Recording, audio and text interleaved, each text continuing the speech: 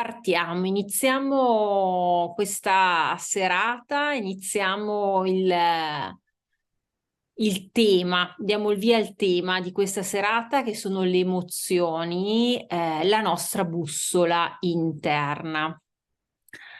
Abbiamo già parlato di emozioni, abbiamo fatto tutto un ciclo su ogni singola emozione, sulla rabbia, sulla tristezza, la gioia, la paura, il disgusto e già l'anno scorso avevo parlato di emozioni. Mi rendo conto però che pur essendo sì un argomento di cui si parla tanto, il sentire è la parte più difficile da sbloccare. La porta del sentire, il nostro centro presente nel cuore, il centro del sentire, è quello che presenta più difficoltà. E quindi ho ritenuto necessario e utile riaffrontare questo argomento, soprattutto per far comprendere un qualcosa di importante. I blocchi che noi abbiamo a livello emotivo si sono creati nell'à e nell'allora per proteggerci. E questa è la prima presa di consapevolezza importante. Cosa intendo con presa di consapevolezza importante? Iniziare a non essere incavolati con noi se sti blocchi ce li abbiamo ancora. Non essere arrabbiati con noi e sgridarci da buon genitore normativo se, vabbè, ma ancora sono a questo punto, ma ancora ricado nelle stesse dinamiche. Ma com'è possibile con tutto il lavoro che ho fatto fino ad oggi che ancora sono a questo punto? Quello che dobbiamo comprendere è che questo punto è un qualcosa che è molto radicato in noi e nell'à e nell'allora quei determinati blocchi, quelle determinate resistenze si sono creati per proteggerci, per proteggere il nostro bambino che nell'à e nell'allora non aveva la consapevolezza, i paradigmi e la possibilità di comprendere quello che stava succedendo. Quindi in modo molto intelligente e molto protettivo ha costruito dei muri, si è rinchiuso nella segreta. Quello che dobbiamo fare oggi, quindi, è quello di riprendere in braccio quel bambino, quella bambina, e riprendere in braccio quella parte di noi e rassicurarla.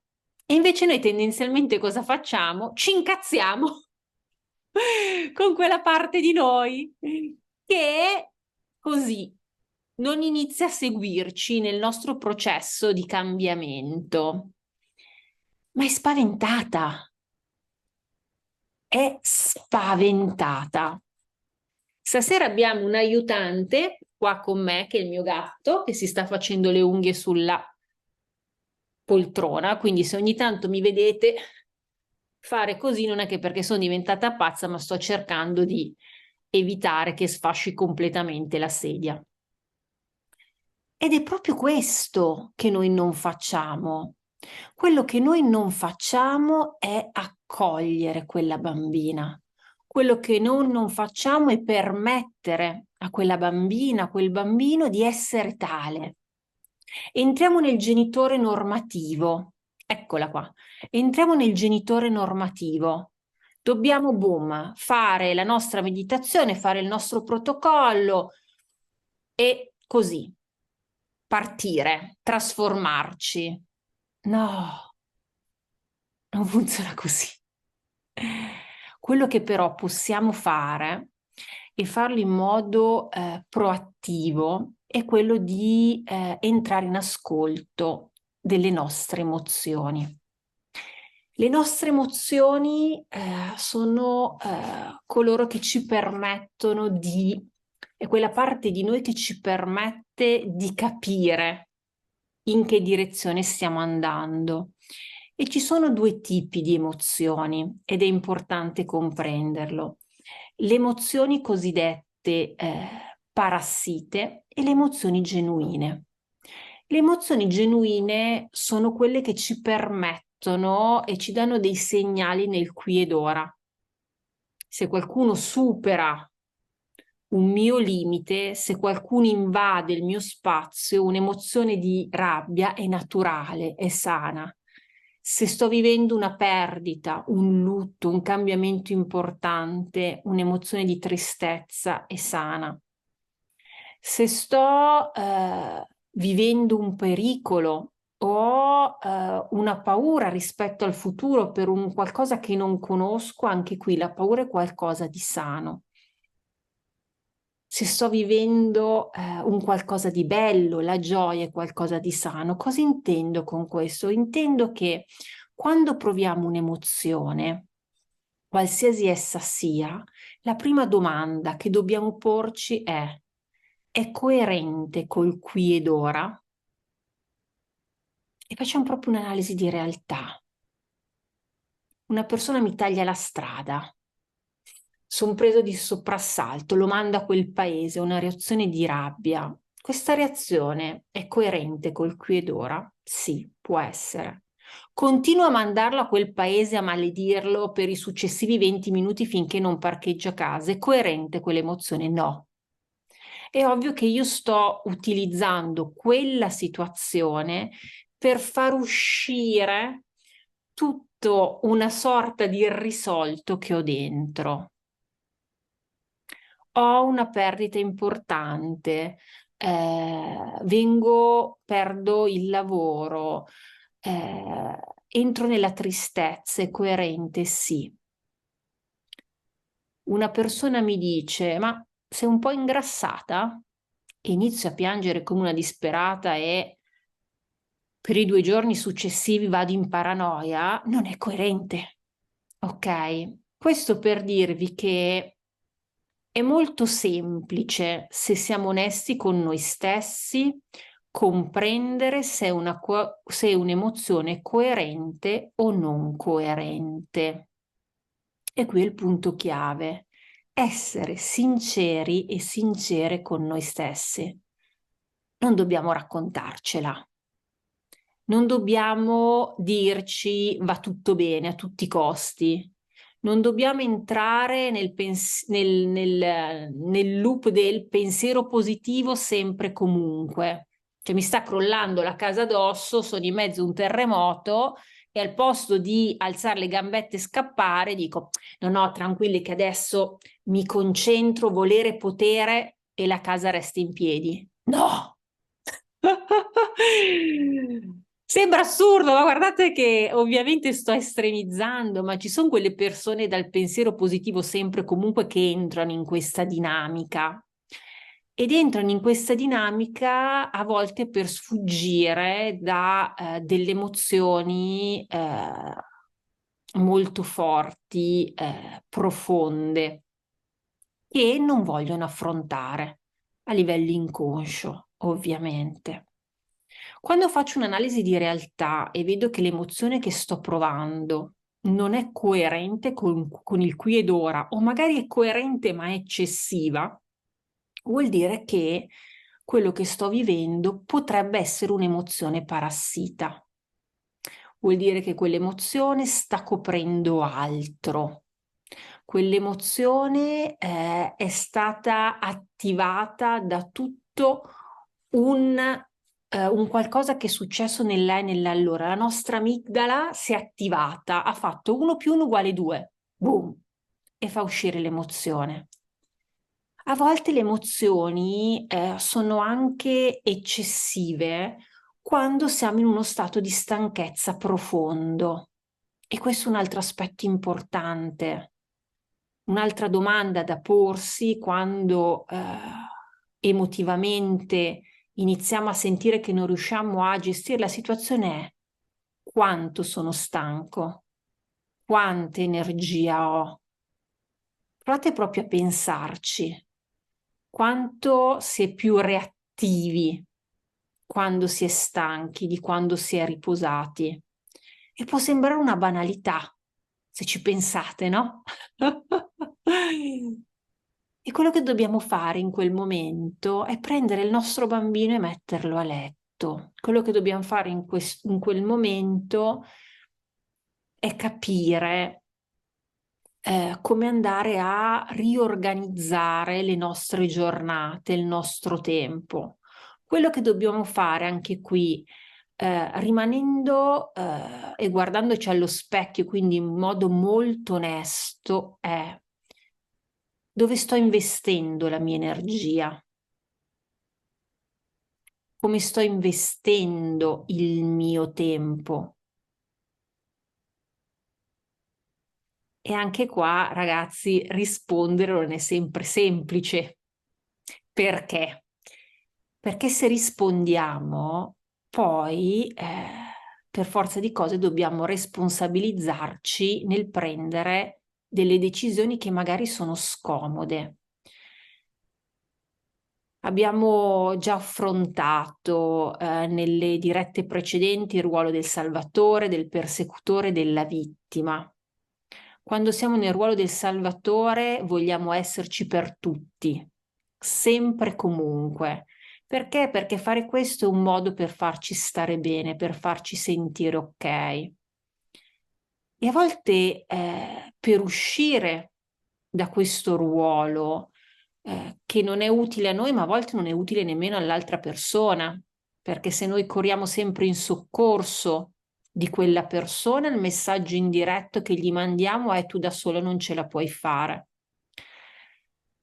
E anche qui bisogna dire: ok, bene, come sto investendo la mia energia? Perché sto agendo in questo modo? Poi ci sono delle situazioni che sono oggettivamente inevitabili, ok? Non viviamo eh, nelle favole, quindi ci possono essere delle situazioni che sono oggettivamente pesanti e lì è importante riuscire comunque a ritagliarsi dei micro spazi per noi. È importante ritagliarsi dei momenti in cui andiamo ad alimentare, energizzare il nostro bambino, la nostra bambina interiore, perché lì, nella nostra bambina, nel nostro bambino interiore, che risiede la nostra energia primaria, che risiede il nostro fuoco.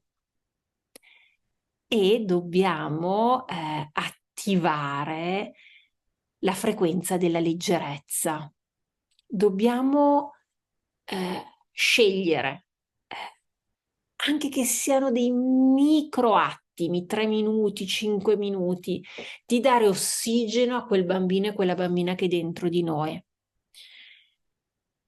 E vi invito proprio durante la giornata, può essere a metà giornata, fine giornata, di appuntarvi come avete trascorso la giornata e chiedervi: ma oggi avrei potuto prendere quei 5 minuti per me, quei 10 minuti per me? E la risposta, se siamo estremamente onesti con noi, è sì. Non sto parlando di una giornata intera, sto parlando di 5 minuti, perché dobbiamo partire dal piccolo, perché se noi vogliamo partire prendendoci un'ora, non la troveremo mai e ci andremo a confermare che non siamo in grado di. Nella diretta di martedì scorso abbiamo proprio parlato del potere del creare, di come è importante focalizzarsi su obiettivi piccoli. Più noi ci poniamo degli obiettivi grandi, più diventa difficile realizzarci. Perché? Perché ciò che la forza opposta di autosabotaggio che ci vuole riportare in uno schema vecchio è pronta, perché è quella che conosciamo. I blocchi e gli schemi primari che abbiamo dentro, che si sono costituiti nella nostra infanzia, sono il nostro software di base. Quando la nostra energia è bassa, torniamo lì. Dobbiamo andare a ricreare altri percorsi neuronali, altri sentieri, altre strade. Per fare questo ci vuole tempo, ci vuole energia e iniziamo a fare piccoli passi. Noi vorremmo a volte arrivare in cima all'Everest senza esserci preparati da un punto di vista fisico, senza avere la giusta attrezzatura e in tempo zero e senza fare fatica. Lo sapete che io da settembre ormai ho un mantra rispetto alle My Energy Bars ed è: non sono delle bacchette magiche. Se vogliamo dei risultati, uno, dobbiamo usarle, due, dobbiamo usarle con costanza. Perché l'idea che siano delle bacchette magiche è quella parte di noi bambino che è sempre alla ricerca di un oggetto esterno, una figura esterna, un genitore che faccia il lavoro al posto nostro. Pensate quando eravamo piccoli, tornavamo a casa, ci trovavamo il mangiare, a volte addirittura il letto fatto magicamente, alcuni addirittura la camera riordinata, io no, per fortuna, dico, però c'era questa forza magica che ci permetteva di vedere le cose risolte senza un'apparente fatica.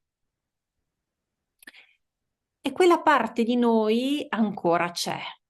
Ecco, noi oggi non siamo più dei bambini, noi oggi siamo degli esseri adulti che hanno dei genitori interni che si possono prendere cura di loro, ma soprattutto hanno quel bambino, quella bambina interna che va alimentata, che va fatta giocare.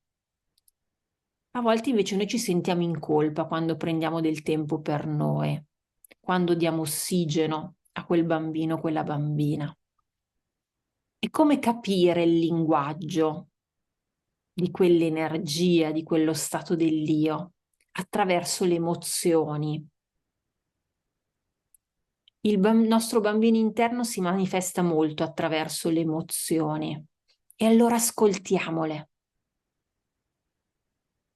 Iniziamo a cambiare il nostro linguaggio, non esistono emozioni negative, non esistono emozioni positive, eventualmente esistono emozioni potenzianti come la gioia ed emozioni depotenzianti dove è più complicato starci perché sono più faticose, come la tristezza, come la paura. Non sono emozioni dove è bello stare.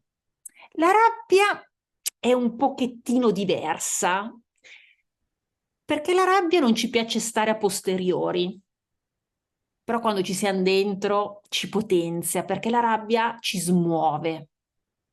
Ed è per quello che quando siamo molto stanchi entriamo più facilmente, ci arrabbiamo più facilmente, perché è un modo che il corpo ha per darsi degli scossoni.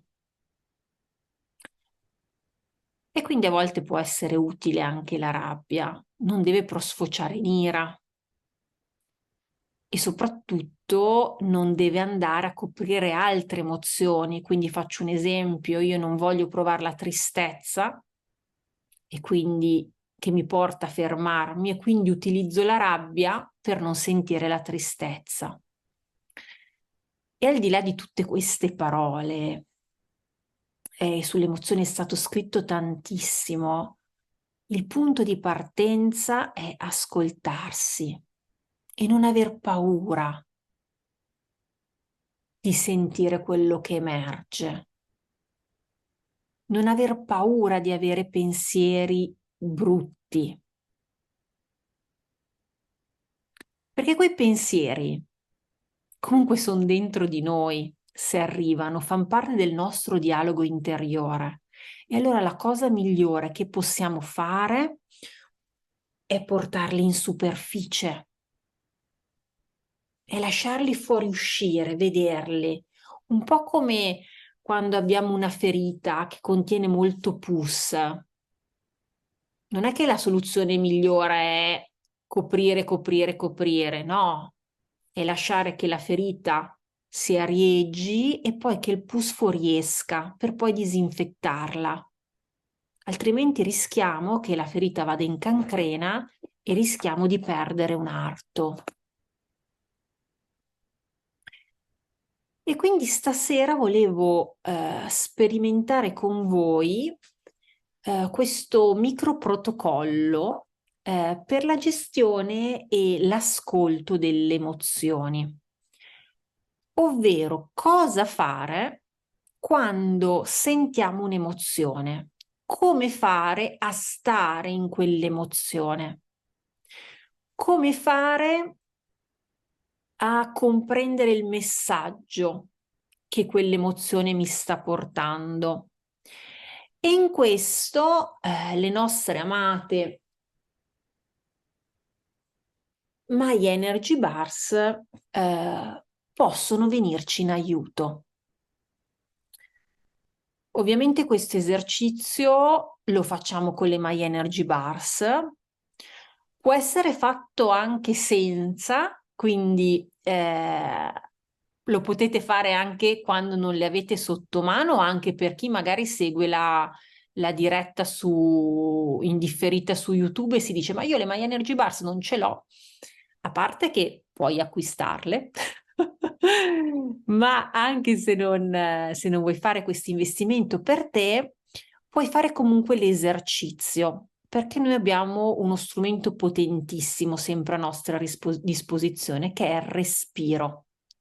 Quindi quello che faremo stasera è respirare all'interno dell'emozione con l'ausilio delle My Energy Bars. Ovviamente le My Energy Bars sono un facilitatore importante. Perché sono un facilitatore importante? Perché comunque nel momento che noi teniamo in mano le My Energy Bars, quello che sta avvenendo in questo momento, grazie alla microcorrente che entra all'interno del nostro corpo, c'è un micromassaggio del sistema nervoso. E le nostre emozioni, quando si manifestano le nostre emozioni, quello che fanno è proprio vengono agite dal nostro sistema nervoso. Quindi stare nell'emozione utilizzando le My Energy Bars è una sorta di facilitazione che noi facciamo, perché è come se avessimo qualcuno che ci sta carezzando la testa, ok? Che ci dà conforto. Quindi questo micromassaggio del sistema nervoso dovete vederlo come proprio la mamma che ci dà la carezza sulla testa. Ma oltre a questo abbiamo il respiro. Quindi utilizzeremo le bars, utilizzeremo il respiro. Quindi quello che vi chiedo adesso è se state già vivendo un'emozione in questo momento, un'emozione che avete vissuto molto forte in questa giornata, potete richiamarla. Può essere un'emozione di rabbia, può essere un'emozione di tristezza, può essere anche un'emozione di gioia, può essere paura, può essere anche disgusto, questa emozione di cui se ne parla proprio, ma che è molto potente. E vi guiderò in questa visualizzazione e in questo proprio comando di ascolto prima e depotenziamento poi. Quindi vi chiedo di sedervi comodi, di prendere le My Energy Bars in mano. Chi non ha le My Energy Bars in mano può immaginare di averle proprio in questo modo, quindi ipotizzando di mettere il dito sul Tryon. Vi chiedo di chiudere gli occhi e fare un respiro profondo. Iniziamo con un protocollo di centratura, quindi fate attenzione che i piedi siano ben piantati sul pavimento e la schiena ben dritta, il mento parallelo al pavimento. Per fare questo spingete le scapole verso il basso e il collo verso l'alto. Fate un respiro profondo e prendete consapevolezza del vostro corpo, del vostro respiro, dei vostri pensieri e delle vostre emozioni.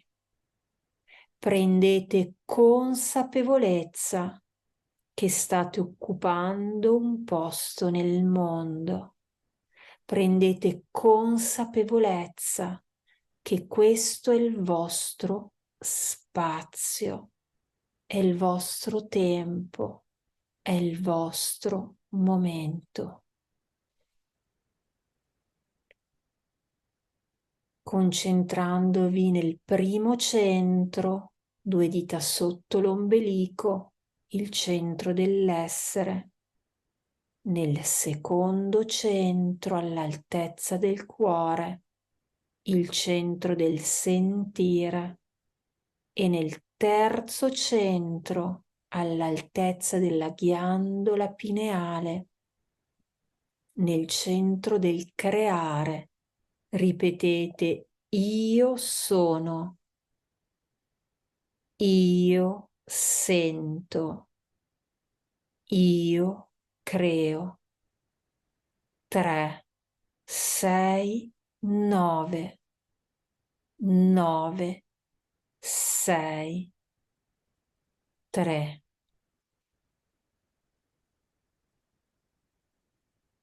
Fate un respiro profondo. Iniziate a pensare a quel momento, quella situazione, quella persona che vi ha suscitato quella data emozione.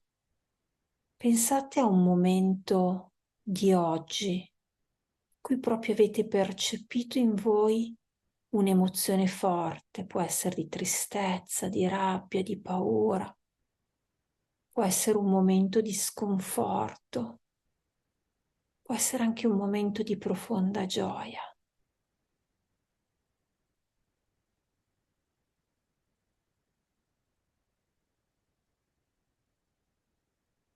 Entrate in contatto con quell'emozione. Dove la state sentendo nel vostro corpo? Cercate proprio di localizzare la sensazione fisica che vi dà quell'emozione. Può essere un nodo alla gola, allo stomaco, alla pancia. Potrebbe essere anche nelle mani, nelle gambe. Fate proprio un check del vostro corpo partendo dai piedi e salendo. Dove sentite quell'emozione?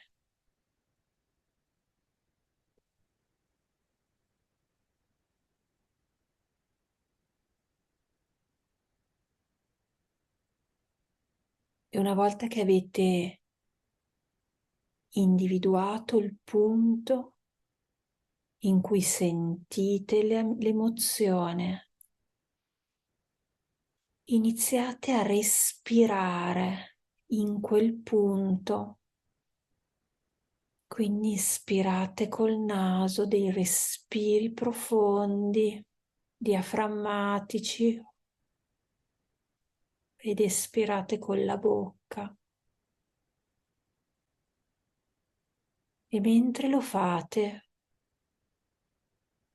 immaginate che l'aria entri ed esca da quel punto, quindi simultaneamente entra dal vostro naso e dal punto in cui percepite l'emozione.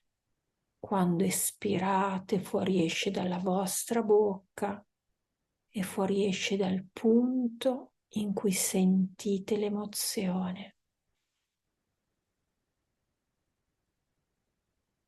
Autorizzatevi ad ossigenare quell'emozione, autorizzatevi a lasciarla andare.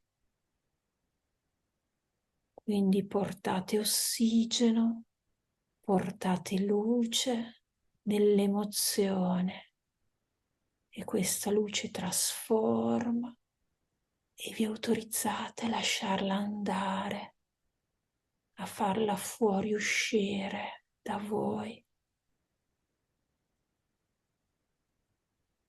e ripetete: io ti sento, io mi sento, io ti comprendo, io mi comprendo.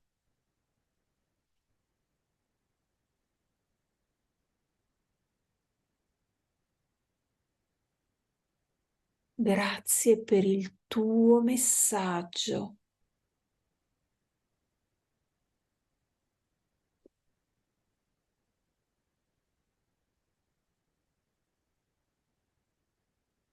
Grazie per autorizzarmi a sentire.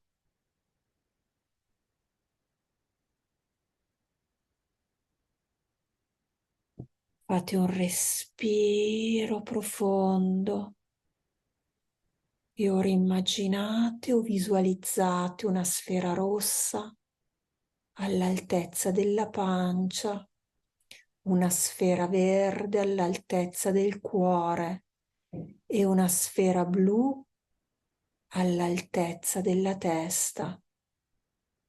Queste tre sfere si fondono in una sfera di colore bianco brillante che completamente avvolge la tua persona e all'interno di questa sfera, in armonia con il vostro respiro, ripetete: io mi autorizzo ad essere, sentire e creare. Io mi autorizzo ad essere me. Grazie. Fate un respiro profondo e quando siete pronti, ognuno con i suoi tempi, aprite gli occhi.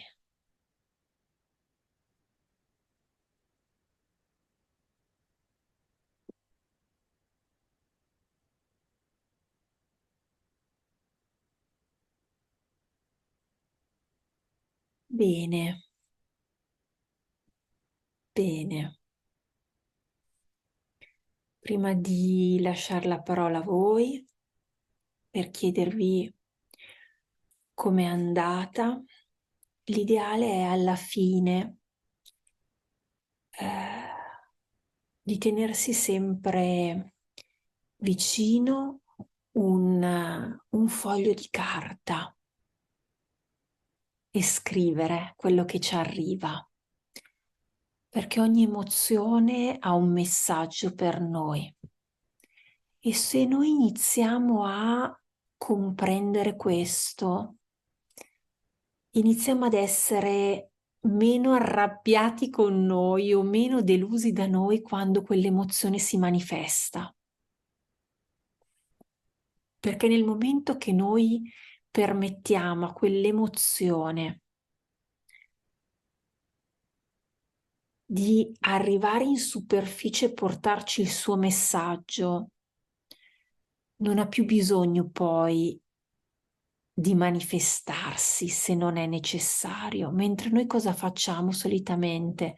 Comprimiamo, comprimiamo, comprimiamo, comprimiamo, comprimiamo, comprimiamo e poi boom, esplodiamo. E invece noi dobbiamo ascoltarlo, quel bambino, quella bambina dentro di noi. Solitamente noi cosa abbiamo fatto nell'allora? L'abbiamo messo nella segreta. Adesso lo manteniamo nella segreta, anzi, più alza la voce, più noi lo mettiamo in punizione, la mettiamo in punizione quella bambina. Shh, fai la brava. E invece abbracciamola. Più volte, no? Abbiamo fatto questa meditazione potente, proprio portare le braccia al petto, immaginare che c'è la nostra bambina, il nostro bambino dentro di noi e coccolarlo. E quando arrivano le lacrime, grazie, tutte bioresistenze che si sciolgono. Bene, bene, bene. Lascio come sempre adesso la parola a voi, potete o scrivere nella chat o alzare la manina e vi attivo il microfono. Fabrizio scrive: mi sono concesso la libertà di fare, di vivere questo momento straordinario. Mi chiedo a che livello possiamo permetterci di arrivare. Questa è potenza allo stato puro. A quale livello? Al nostro. Al nostro, Fabri. Possiamo permetterci di arrivare al nostro livello. È che prima dobbiamo diventarne consapevoli. Chi siamo? Chi siamo al di là di questo corpo? Cosa ci anima? Perché c'è un aspetto fondamentale che ho compreso in modo molto potente questa settimana e nei giorni scorsi. Noi siamo degli esseri eterni in un corpo che eterno non è. E quindi dentro di noi ci sono due messaggi contrastanti. Quello del nostro corpo biologico, il cui obiettivo è quello di preservarsi, e quindi consumare meno energia e essere molto attenta rispetto al pericolo e al negativo, ma perché si deve proteggere. E questo corpo però è animato da qualcosa di molto più potente, che ha un obiettivo di evoluzione. A volte gli obiettivi del corpo biologico e del corpo animico non sono allineati. E allora noi dobbiamo diventare consapevoli di questa dicotomia e dare tempo al nostro corpo biologico di poco per volta rifrequenziarsi rispetto alla nostra frequenza animica. Perché se noi, per rispondere a te, Fabrizio, diventassimo subito consapevoli del nostro potere reale, il nostro corpo brucerebbe proprio a livello fisico, cioè la frequenza sarebbe troppo alta. Non mi ricordo più in che libro lessi questa cosa, in cui era proprio scritto che l'illuminazione può essere raggiunta per gradi, proprio perché il nostro corpo biologico si deve preparare, si deve allinearsi. Per questo dobbiamo essere meno severi con noi e più accoglienti. È una forma d'amore molto potente anche questa rispetto al nostro corpo. Vincenza scrive: io pianto e mi viene da vomitare. Lascia uscire, Vincenza, lascia uscire. Autorizzati a lasciare andare il pianto, il vomito, quando il nostro corpo butta fuori, anche attraverso ad esempio la dissenteria, ascoltiamo quello che ci sta dicendo. Anche in questo caso, hai pianto, non dire ah, caspito, bene, accogliti, metti le mani in questo modo e accogliti, perché quando siamo piccoli adesso un po' sta cambiando, ma la mia generazione, la generazione ancora prima, per non parlare dei nostri nonni, ai bambini cosa si diceva? Non piangere. Anche adesso, no? Quando magari qualcuno piange, cosa gli si dice? Dai, non fare il bambino, forza, non è niente di grave. E quindi mandiamo giù, pensando che la forza sia una virtù, quello di non buttar fuori. Poi si arriva a un certo punto che si implode o si esplode.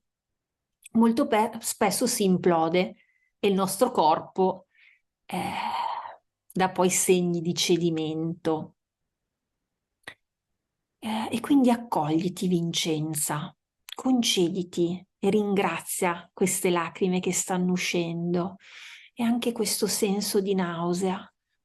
Mettiti proprio una mano nello stomaco, quello che puoi fare anche proprio con le My Energy Bars è tenerle in mano e proprio respirare in quella sensazione di nausea, in quel punto. Puoi anche magari finita la diretta fare proprio un protocollo di trasformazione alchemica su questo senso di nausea e vedere che cosa esce, se magari arriva qualche pensiero, qualche memoria.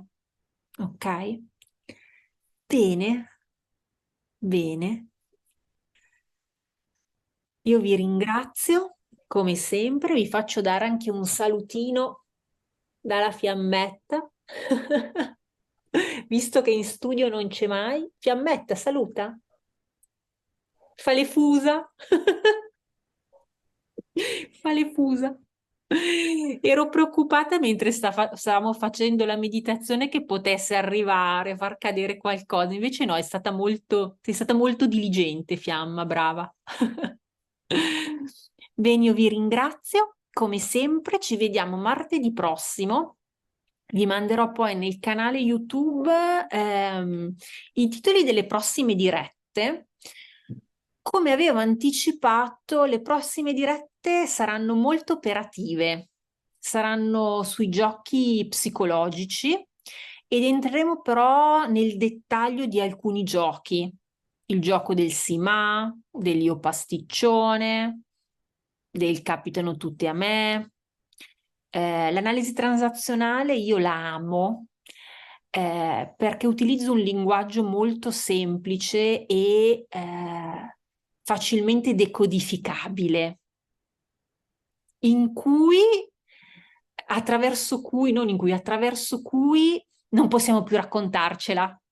È disarmante perché quando comprendiamo i ruoli del triangolo drammatico, vittima, salvatore, persecutore, poi uscire dalla dinamica non è semplice, ma riconoscerlo sì.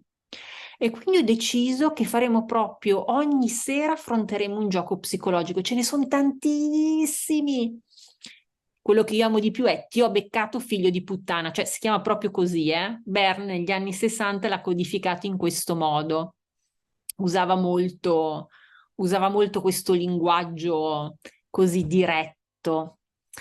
E Ti ho beccato figlio di puttana, io lo amo perché sui social proprio è quello che si usa di più. È quel gioco che si gioca con le persone o si viene giocati quando uno dice: Ah, no, vabbè, ma tu che ingegnere sei? Ah, gestionale, ti ho beccato, allora non sei un ingegnere vero. Oppure sì, vabbè, ma tu che studi hai fatto? Cioè, quelli che la sanno solo loro, in poche parole, cercano sempre di metterti nell'angolo. Ma il punto non sono loro, siamo noi. Perché noi abbiamo dentro quella parte che ha paura di essere beccata.